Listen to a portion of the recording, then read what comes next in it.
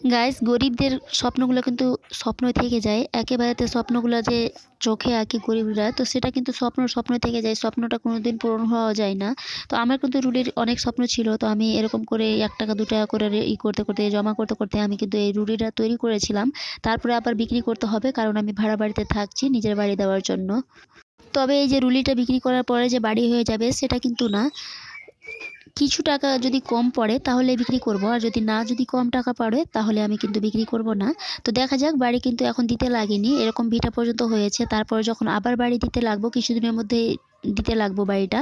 তো যদি টাকার কমতি পড়ে যায় তারপরে কিন্তু এই রুলিটা বিক্রি করে দিব। কিন্তু আফসোস অনেক আমাকে হচ্ছে যে মেয়েদেরকে অনেক রুলি কিন্তু চয়েস হয়। তো গাইস, কোনো ব্যাপার নেই, আমি যে রুলিটা বিক্রি করে যদি খেয়ে নিতাম বা আমার হাজব্যান্ড খেয়ে নিত তাহলে কিন্তু আফসোস হতো। তবে রুলিটা বিক্রি করার পরে কিন্তু আমার বাড়ি হবে, এটাই খুব খুশির কথা। আর আমার ছেলে কিন্তু এখন বলতে রে হ্যালো গাইস বলছে, আমি একটু ওকে ভিডিও করছিলাম, তো তারপরে বলছিল যে আমি বন্ধ করে দিব মোবাইলটা, এরকম বলছে বন্ধ করো। তো গাইস, আশা করছি ভিডিওটি ভালো লেগেছে, ভালো লাগলে অবশ্যই লাইক দিবেন, চ্যানেলটি সাবস্ক্রাইব করবেন। আশা করছি। আসসালামু আলাইকুম।